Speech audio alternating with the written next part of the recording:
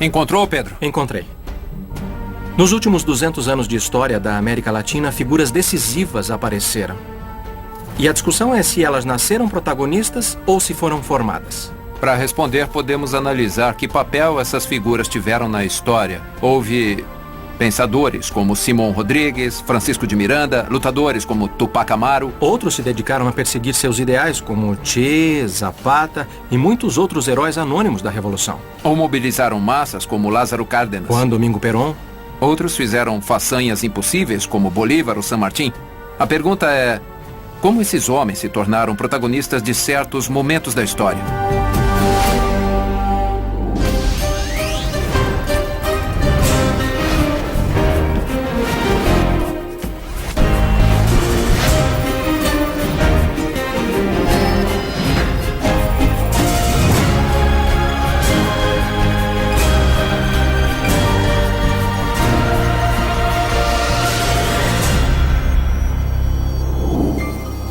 Unidos pela história. Protagonistas. A pergunta de por que um homem se torna protagonista da história admite tantas respostas quanto há de líderes. Em alguns casos, encontramos nas biografias dos protagonistas uma pessoa que os inspirou e, no momento certo, mostrou o caminho a eles.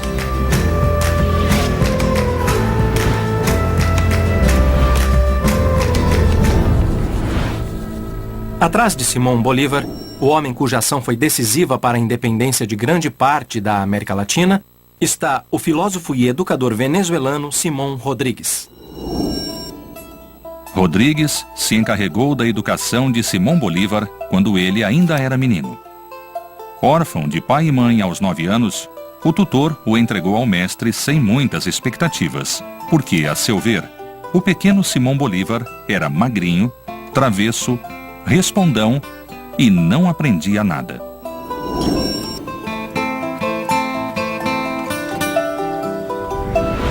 Simón Rodríguez vai se tornar mestre e pai de Simón Bolívar. Vai ensinar a ele a natureza, a vida, os valores da democracia, os valores de que o homem é basicamente bom e que a sociedade o perverte. Simón Rodríguez é um caso único e vai produzir um caso único, que é Simón Bolívar. Quando Bolívar completou 16 anos, foi enviado a Madrid para completar seus estudos e se relacionar com a corte.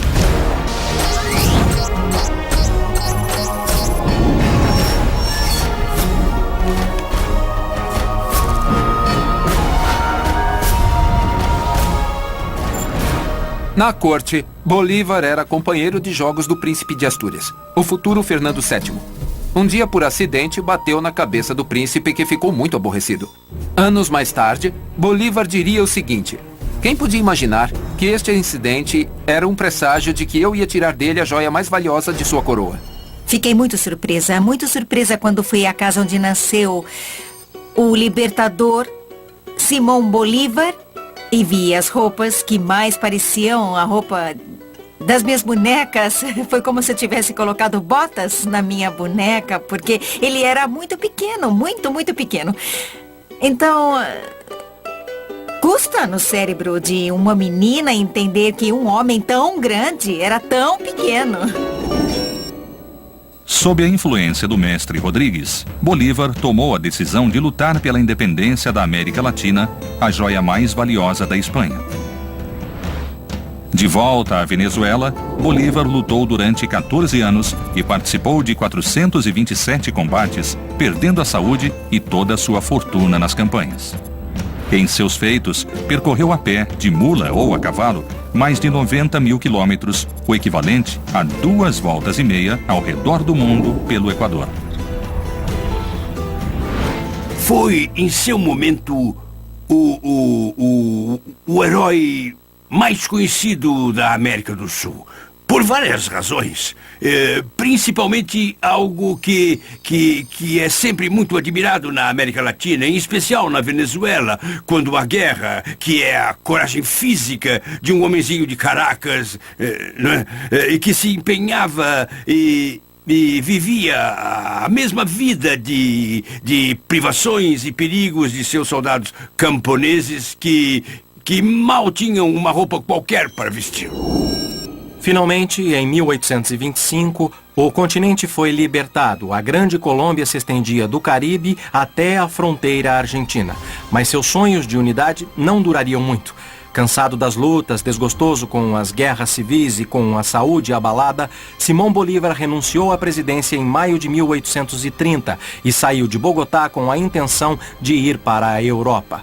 Depois de um fim penoso, morreu em 17 de dezembro de 1830.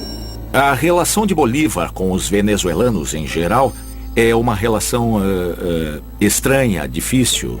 Ele é o pai da pátria, o fundador da pátria, mas não há uma relação de culpa, porque ele sempre nos fez sentir e nos mostrou que o traímos de certa forma. Que Bolívar morreu no exílio, porque nós o mandamos embora, porque não respondemos heroicamente ao exílio dele e não cumprimos o grande sonho dele. Muito sabemos de Simão Bolívar, mas quase nada sabemos de seu mestre, Simão Rodrigues, cujas lições ainda não foram sequer ouvidas. Esse foi um homem a quem devemos glorificar, Simão Rodrigues. Esse sim merece mais estátuas do que todos os heróis. Aqui, no Panteão Nacional, estão os restos de Simão Rodrigues junto com os de Bolívar. O libertador chegou a escrever uma carta ao mestre, na qual agradecia ter formado seu coração para a liberdade, para a justiça, para o grande e para o belo. E dizia que havia seguido o caminho que ele, Simão Rodrigues, havia indicado.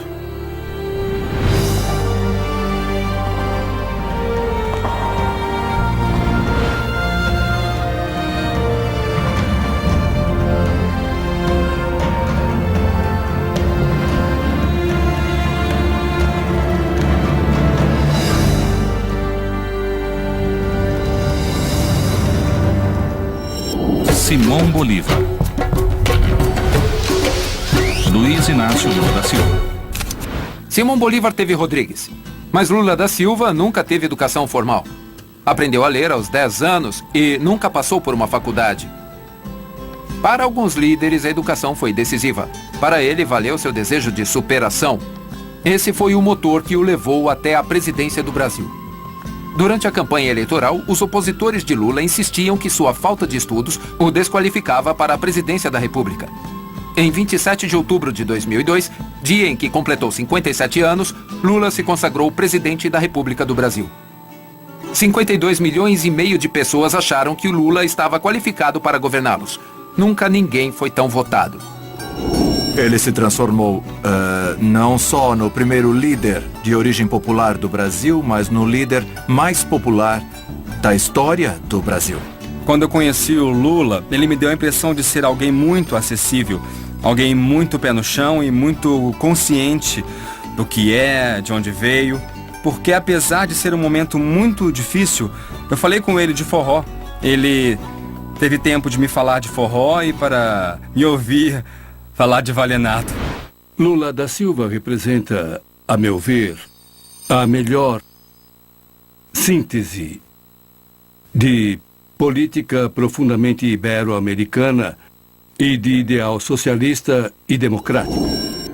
Mas também estão presentes a modernidade política, o respeito à democracia e algo extremamente importante, o arrojo econômico. A ideia de que o Brasil pode ter um papel importante no concerto das nações. Essa não é uma atitude frequente na América Latina, onde ainda sofremos de terríveis complexos de inferioridade. Em 2008, com o escritor mexicano Carlos Fuentes, recebeu o prêmio Dom Quixote de la Mancha por impulsionar a chamada Lei do Espanhol, que obriga o ensino dessa língua nas escolas públicas brasileiras. Educação, fome zero, saúde. Como se a gestão dele tentasse reparar sua própria história de marginalização e pobreza. Em seu livro O Espelho Enterrado, Carlos Fuentes, o escritor mexicano que dividiu o prêmio Quixote de la Mancha com o presidente Lula da Silva, homenageou a Tupac Amaru. não foi o único. Pablo Neruda também escreveu sobre o líder aborígene. Luiz Inácio Lula da Silva. Tupac Amaru.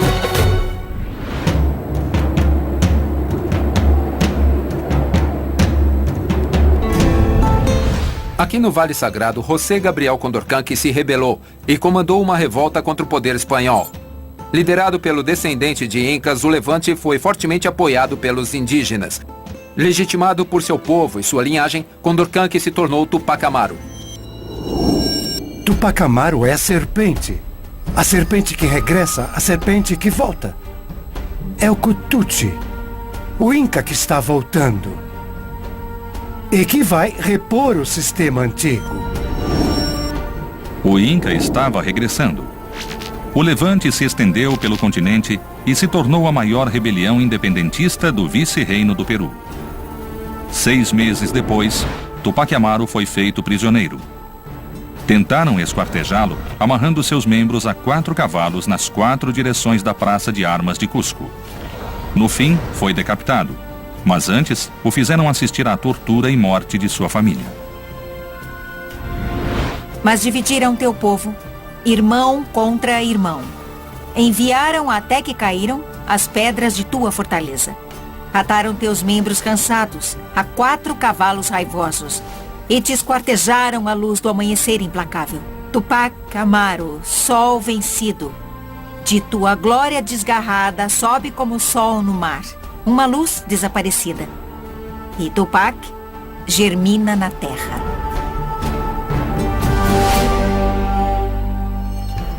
A semente de Tupac sobreviveu no tempo. No ano de 2005, o camponês Evo Morales, de origem aimará, assumiu a presidência da Bolívia com mais de 50% dos votos.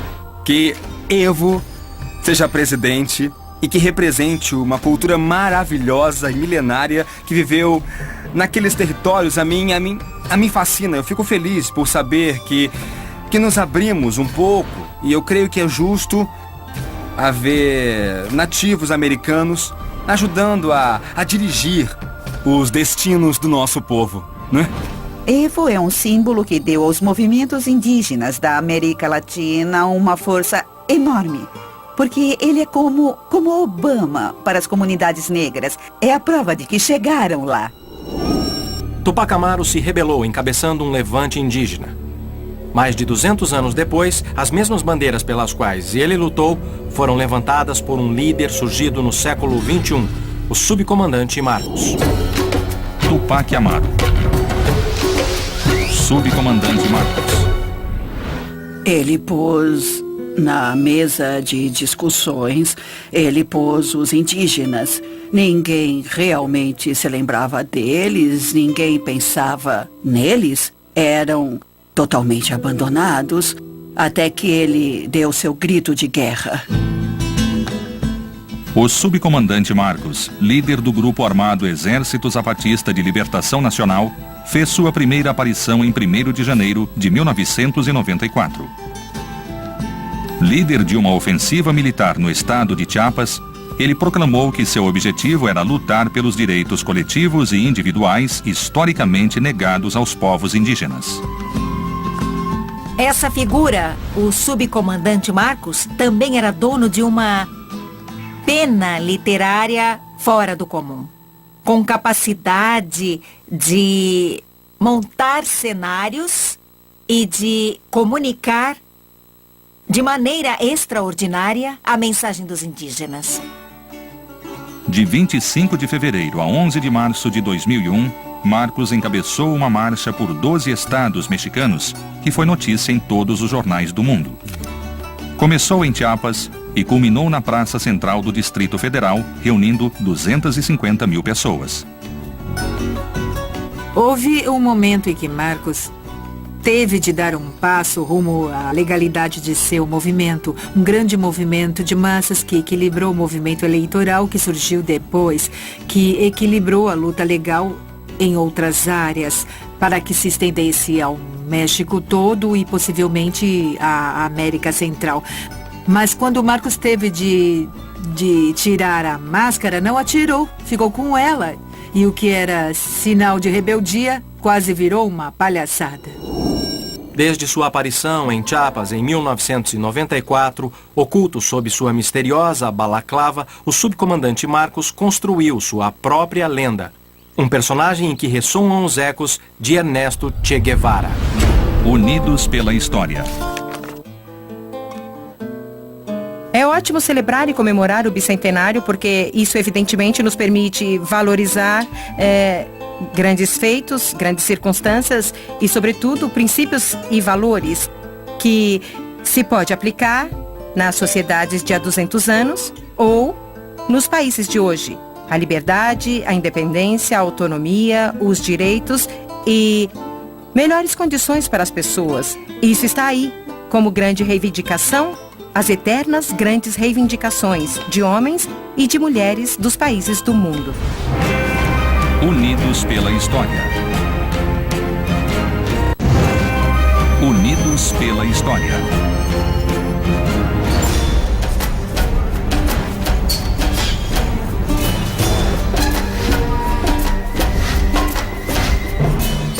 O mito do Che teve sua origem aqui no México, quando um jovem argentino, Ernesto Guevara, aderiu a um movimento liderado por Fidel Castro, o movimento 26 de julho. O filósofo francês Jean-Paul Sartre dizia que o Che foi o maior homem do século XX. Ele sempre era um pouco o chefe da turma, amigo dos amigos, protetor dos irmãos e... Se um garoto, por exemplo, tivesse um defeito ou se rissem muito de um gordinho, coisas assim, Ernesto era o defensor. Ele foi um homem extremamente carismático, na verdade. Eu o encontrei uma noite em Havana, muito tarde, depois da meia-noite. Ele chegou com a camisa aberta, assim, e me lembro que todo mundo ficou surpreso. Reagiram como se um astro do rock tivesse chegado. Ernesto Guevara de la Serna era médico, aventureiro e revolucionário. Viajando pela América Latina, idealizou um continente sem fronteiras. Anos mais tarde, sua imagem percorreu o mundo e esteve presente em cada revolução, cada manifestação e protesto. Seu rosto, fotografado por Alberto Korda, é uma das imagens mais reproduzidas no mundo todo.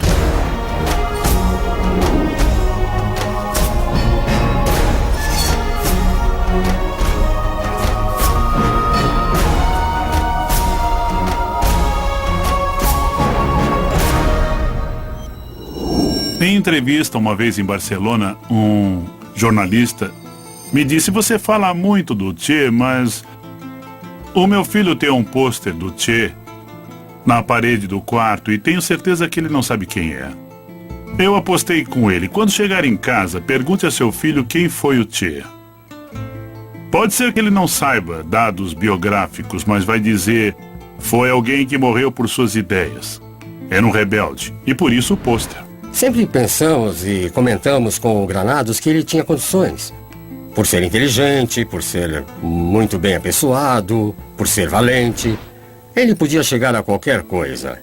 E ele chegou a Che, que nasce quando sobe no grama. Quando Fidel o toma no grupo, ele treina no México e sobe no barco, o famoso grama, e parte rumo a Cuba. A imagem do que se pode conseguir mediante a luta revolucionária, a esperança de um mundo melhor, a imagem pela qual vale a pena arriscar a vida e se sacrificar até a morte nos campos de batalha de todos os continentes do mundo. O Che cumpriu todos os princípios dos mitos. Quer dizer, como Marilyn Monroe, como Jesus, se me permitem a heresia, como James Dean, como Garcia Lorca, não é mesmo? Como Evita, todo mito deve morrer jovem, bonito e sem conhecer a decadência. Quando vejo uma camiseta de Che Guevara andando em Paris ou em Praga, Apesar de entender que seja um fenômeno comercial, a mim não deixa de comover. Ver um garoto ou uma garota de 15 anos na Austrália, do outro lado do mundo, usar essa imagem, a mim sempre arranca muita lágrima, porque me faz pensar como ele ainda é um poderoso símbolo de liberdade. O jogador francês Thierry Henry foi a uma festa de gala usando uma camiseta com a imagem de Che. Maradona também foi ao programa Alô Presidente de Hugo Chávez, mostrou suas tatuagens. Na perna, uma imagem de Fidel e no braço, uma imagem de Che. Che é sempre associado a um discurso provocador. Ernesto Che Guevara. Hugo Chávez. 2 meses depois de seu encontro com Maradona, na 27ª reunião ibero-americana, e enquanto o presidente espanhol José Luis Zapatero pronunciava seu discurso, Hugo Chávez não parava de interrompê-lo. O incidente irritou Juan Carlos I, rei da Espanha, e o tirou do sério. Por que não se cala? Há testemunhas que dizem que tudo em Chávez é calculado, que nada é ao acaso.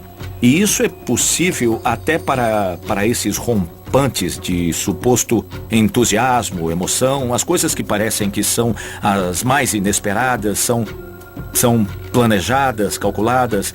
É bem possível para alguém mediático como ele. É uma hipótese, eu não descarto. Hugo Chávez assumiu sua primeira presidência em 1999. Seu governo provocou grande popularização política na sociedade venezuelana. Sinto que é o afã de Chávez por fazer mudanças populares o que o leva a desprezar os mecanismos democráticos que se interpõem a ele. Isso pode levar a fórmulas de um lado totalitárias e por outro de eliminação da democracia, o que dá lugar ao surgimento, o apoio a ditaduras e ao entorpecimento dos próprios mecanismos de transformação na medida em que não se é prático e não se é eficiente na implementação de planos como os de saúde ou educação, a burocracia aumenta e se fortalece e se beneficia de seus próprios processos que enriquece. E nessa medida, o processo de Hugo Chávez pode muito bem se voltar contra ele mesmo e a própria Venezuela. Chávez é um personagem muito curioso porque eu gosto de muitas coisas que ele diz e eu vejo muito sentido, né? O discurso dele é muito coerente. Mas ele desperta muita divisão nas pessoas. Ou você ama ou você odeia. Para o governo de Chávez, o petróleo, a maior fonte de renda da Venezuela, foi um elemento fundamental na política pública. Décadas antes, no México, o petróleo também teve um papel fundamental no governo de Lázaro Cárdenas. Hugo Chávez. Lázaro Cárdenas. Lázaro Cárdenas continua sendo um líder moral, muito forte. É um dos presidentes, sem dúvida, dos melhores que tivemos. As pessoas o respeitam e para o povo é o paizão. É uma figura muito importante para o povo indígena. Ele é muito amado e respeitado. Ele deu início, em 1934, a uma sucessão institucional que o México respeita até os dias de hoje. A cada 6 anos, desde 1934, o México vai às urnas. E essa continuidade institucional, eu acho, é um grande capital político do México e devemos isso a Lázaro Cárdenas. Durante seu governo, tal como fez Juan Domingo Perón em 1945, Lázaro Cárdenas favoreceu a criação de sindicatos e deu respaldo legal aos direitos dos trabalhadores. Também realizou a reforma agrária, planejada originalmente por Emiliano Zapata. Lázaro Cárdenas, o presidente mais popular do México, governou de 1934 a 1941.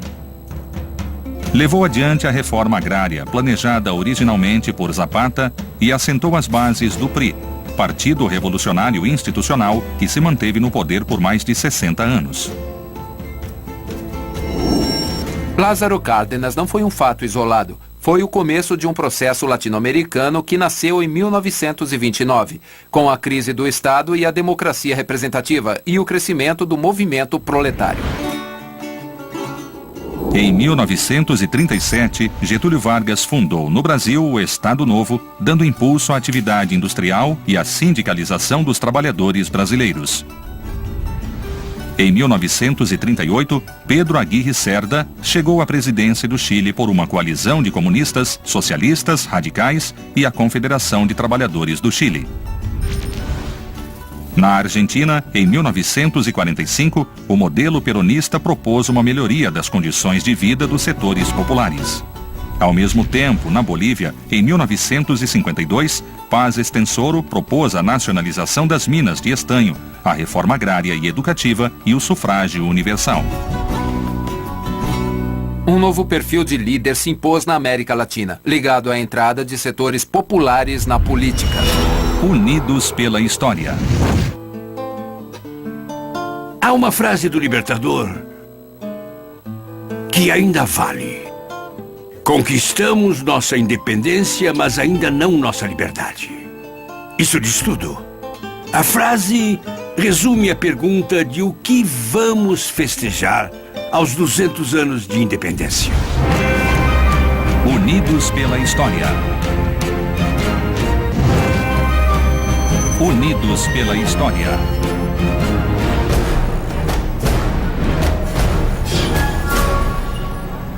Em 17 de outubro de 1945, milhares de trabalhadores se reuniram aqui, na Praça de Maio, para pedir a liberdade do coronel Juan Domingo Perón. O homem que havia levado adiante uma política inédita pelos desfavorecidos tinha sido detido pelos setores mais conservadores do exército, e os trabalhadores saíram para defendê-lo. Perón foi liberado e foi eleito presidente um ano depois, com 46% dos votos, a maior parte de votos de operários. Juan Domingo Perón foi, sem dúvida, um grande líder político da Argentina no século XX. Agora, quer dizer, isso é indiscutível. Perón combinava várias coisas. Foi uma das poucas pessoas que enxergou que havia um novo ator político, um novo ator social, poderíamos dizer, que era a classe trabalhadora que tinha migrado do interior para as cidades, para Buenos Aires, produto da industrialização da década de 30. A Revolução Peronista foi a revolução da dignidade do trabalhador. Mais do que os aumentos de salário ou a redistribuição de renda. Não. Houve uma verdadeira mudança na cultura argentina, onde o trabalhador foi aceito como par e não como inferior, diante do poder, digamos, e do capital do patrão. Perón era dado como o primeiro trabalhador, claro, mas se há uma imagem simbólica, expressiva, como poucas da relação do líder com a massa, é a de Perón na sacada. Ele na sacada acima, a massa embaixo na praça. Em 1951, Perón teve amplo triunfo eleitoral e no ano seguinte assumiu sua segunda presidência. Não terminou o mandato. Em 16 de setembro de 1955, foi derrubado pela chamada Revolução Libertadora. Exilou-se aqui em Madrid até 1973. Contam que quando Perón se exilou em 55 e seu primeiro exílio foi no Paraguai, quando ele chegou no Paraguai, um jornalista perguntou: Perón, como é que vai fazer agora para voltar ao poder, para voltar à política? E Perón disse: absolutamente nada, meus inimigos farão tudo. Se ele não disse isso, deveria ter dito, porque foi exatamente o que aconteceu. Em 1973, em um clima de violência, Perón voltou à Argentina. No mesmo ano, foi eleito presidente pela terceira vez, com 62% dos votos. Morreria um ano depois, em 1º de julho de 1974, sem ter pacificado a Argentina. O Perón era um estadista que tinha toda a vivacidade, toda a malícia. Era dessas pessoas que nasceram para ocupar um lugar de poder. E nos lugares de poder sempre vai haver incerteza, sempre vai haver coisas espantosas. Mas ainda há pessoas que acreditam muito que o Perón foi uma das melhores coisas que aconteceram ao país. Perón, ao contrário do que dizem alguns de seus inimigos, eu nunca o vi em atitudes autoritárias. Iam falar com Perón. Muitos iam falar com ele com a intenção de confrontá-lo e saíam convencidos. Ele tinha uma grande capacidade de persuasão. Bom, isso foi que deu a ele seu prestígio, sua popularidade e o amor das pessoas. Juan Domingo Perón encarnou a luta dos trabalhadores por seus direitos, a mesma luta encarnada no México por Emiliano Zapata. Juan Domingo Perón. Emiliano Zapata. Conhecido como o Caudilho do Sul, Emiliano Zapata foi um dos líderes mais populares da revolução que eclodiu no México em 1910. Emiliano Zapata logo se tornou um mito neste país de mitos por excelência que é o México. Representou o mundo camponês, um mundo um tanto anarquista, natural do camponês. Zapata tocou nesse ponto. A terra é de quem trabalha. E então, a esse movimento de luta se unem os camponeses. Bom, a revolução foi um momento complexo e de muitos interesses, mas a figura de Zapata é importante. Zapata lutou contra o governo e estendeu seu poder por todo o sul do México. Enquanto Pancho Villa, outro rebelde, fez o mesmo no norte do país. Ambos entraram na cidade do México em 1914. A Revolução Mexicana irrompeu na Academia de San Carlos e em Belas Artes, onde Orozco e Rivera inventaram o muralismo mexicano. A terra, como a arte, devem estar a serviço da classe trabalhadora, a seu alcance e disponível. Nos tetos e paredes dos edifícios públicos, os grandes afrescos contam a história e denunciam as injustiças sociais do país. Zapata vive, a luta continua. Essa é uma bandeira que qualquer grupo que quer se manifestar levanta, porque os capítulos não estão concluídos. E quando assassinaram Emiliano Zapata, ele se tornou, é claro, um mártir. Emiliano Zapata foi morto em Chinameca, mas os camponeses de Morelos dizem que não o mataram. Esse é um mito do México. Ainda dizem que ele anda pelas montanhas, perto de Morelos, que anda em seu cavalo branco, que o viram. E alguns veteranos da Revolução contam também que em 1974, Zapata vendia caçarolas pelas aldeias e que os tinha visitado.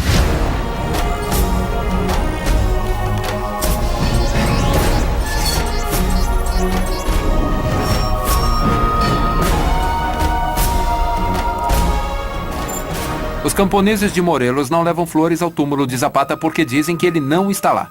Mas San Martín, que libertou a Argentina, Chile e Peru, está enterrado aqui, na Catedral Metropolitana. Aqui descansam o general José de San Martín e o soldado desconhecido da independência. Ele é o maior herói da independência argentina, sem nenhuma dúvida, e um dos maiores heróis da independência latino-americana. Viveu poucos anos na América do Norte, na infância, e foi para a Espanha, onde entrou para o exército espanhol. Quando San Martín soube da formação do primeiro governo local no vice-reino do Rio da Prata, em 1810, ele sentiu uma espécie de chamado do destino.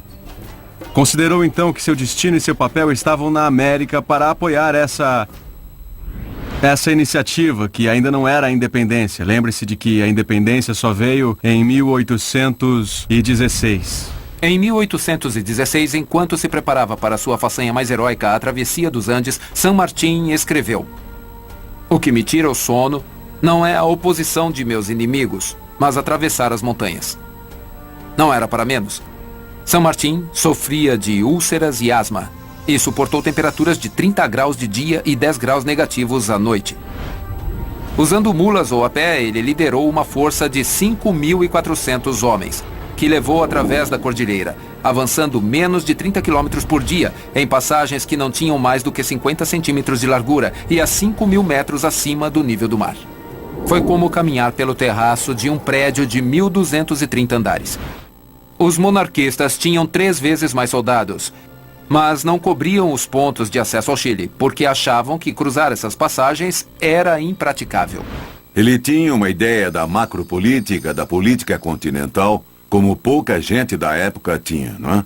E devia estar um pouco louco, um pouco messiânico para pensar que daria certo ou não o faria, não é? Quem leu os escritos de San Martín e o acompanhou, vê nele muito claramente a ideia de que primeiro vamos libertar o continente, depois nos matamos uns aos outros, mas disso eu não vou participar. Isso é muito coerente com sua retirada para o Peru, onde se deu o famoso encontro de San Martín com Bolívar, em Guayaquil, e onde afinal San Martín saiu do cenário. Não havia lugar para os dois, disse isso com muito tino. E ele saiu, voltou ao Chile, dali para as Províncias Unidas e finalmente ao seu longo exílio da Europa. Ele preferiu sair da América a ver uma guerra civil. Esses líderes que sacrificam seus momentos de glória por alegria social já não existem. São um grande exemplo. Dom Quixote dizia ao seu escudeiro, Sancho Panza, que pela honra e pela liberdade podemos e devemos arriscar a vida. Os líderes da independência da América Latina e das revoluções que vieram lutaram pela honra e pela liberdade, uma esperança na qual apostaram suas próprias vidas. Unidos pela história. Depois de 200 anos, temos de começar a ver um horizonte novo e ver todos nós, cidadãos dessa região, incluindo as culturas indígenas, incluindo os crioulos, as pessoas do interior, os mestiços, de europeus com nativos. Todos somos componentes de nossos países. E nós devemos olhar para frente e festejar o nascimento de uma nova era, né? Unidos pela história. Unidos pela história.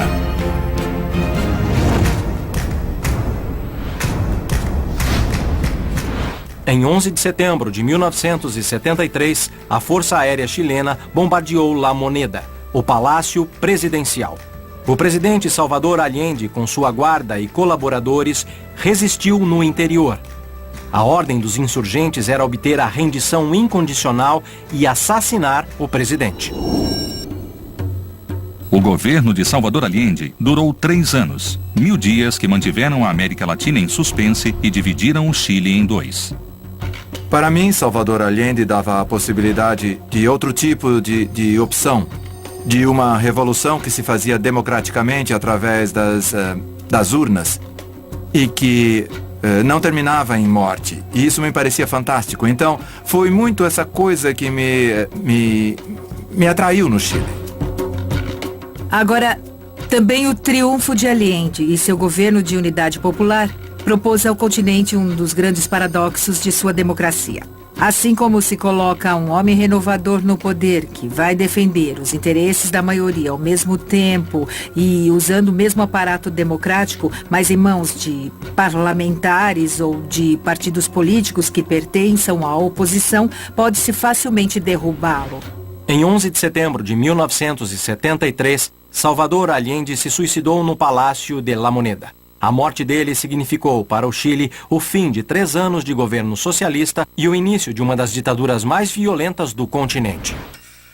Salvador Allende, um protagonista controvertido da história latino-americana, para alguns foi responsável pela mais grave crise institucional que o Chile viveu e para outros foi um ícone do socialismo. Salvador Allende. Francisco de Miranda. Como Salvador Allende, os heróis da independência latino-americana, O'Higgins, San Martín e Bolívar, eram membros de uma loja, a Grande Reunião Americana, fundada por Francisco de Miranda.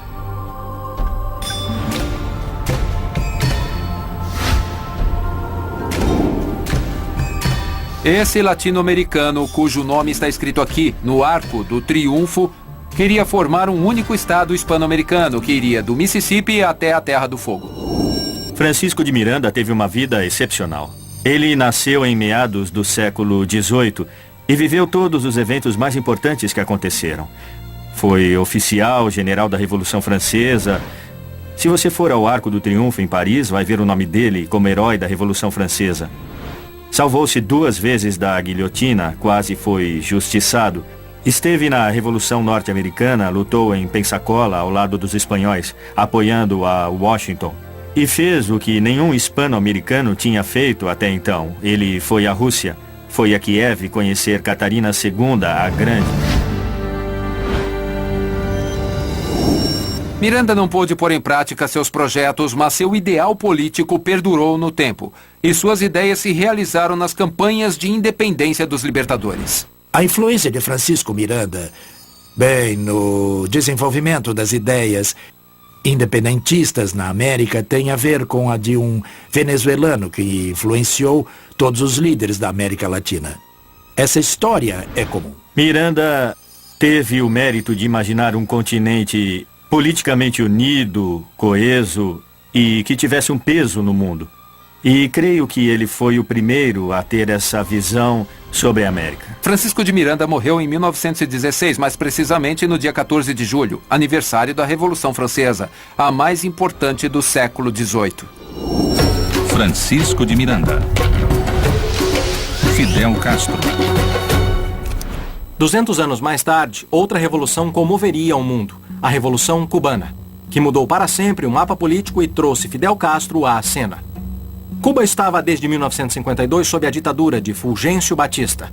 Fidel Castro estava convencido de que a única saída para acabar com isso eram as armas, e assim iniciou seu caminho revolucionário.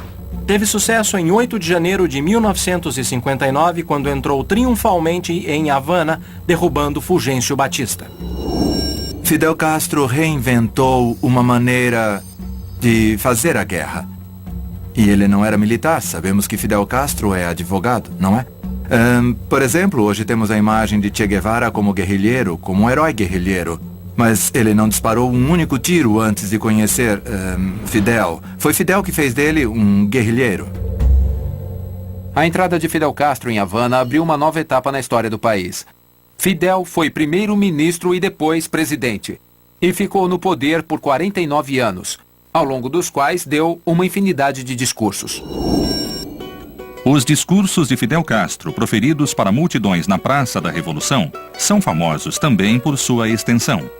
Fidel tem o recorde do discurso mais longo já feito na ONU.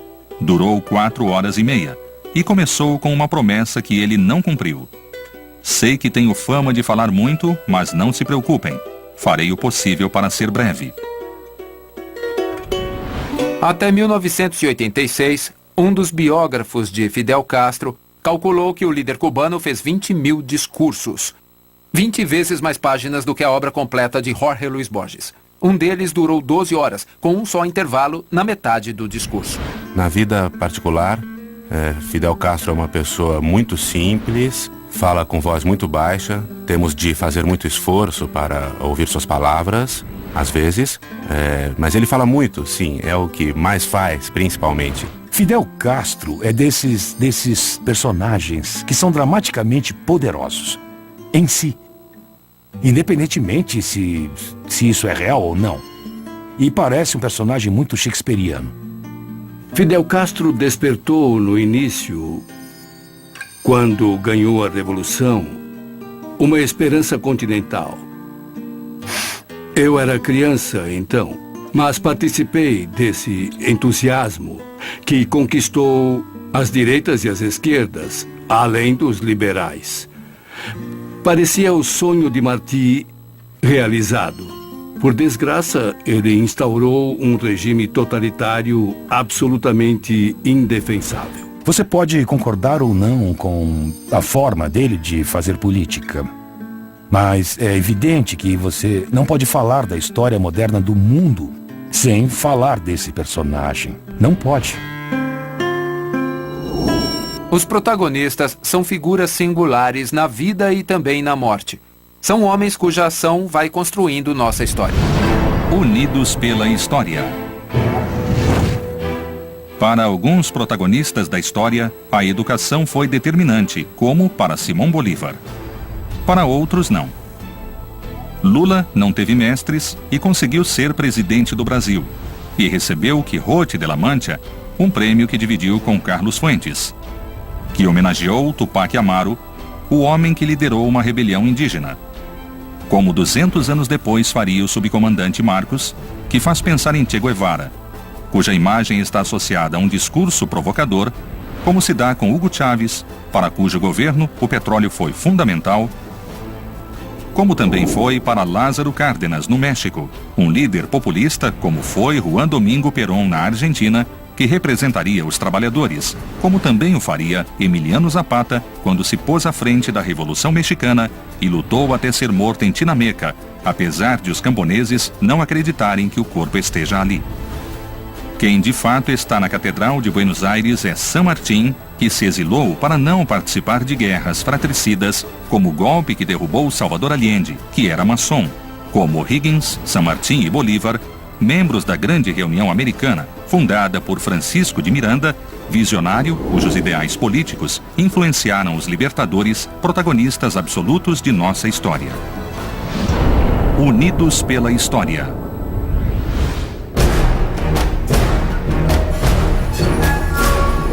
Há muitos tipos de protagonistas na história da América Latina. Alguns se fizeram com base nos mestres. O'Higgins foi discípulo de Francisco de Miranda, Bolívar foi aluno de Simón Rodrigues. E outros protagonistas contemporâneos utilizaram referências históricas como modelo, San Martín para Perón ou Bolívar para Chávez. E esses homens têm uma coisa em comum. Entenderam seu momento histórico e agiram diante das circunstâncias. E finalmente, há protagonistas em que se viu uma continuidade histórica, biografias que cruzaram o continente de lado a lado, ao longo de 200 anos, e que continuam a sustentar o ideal de uma única pátria latino-americana. Porque também nos ideais, principalmente nos ideais, nós, latino-americanos, estamos inexoravelmente unidos pela história.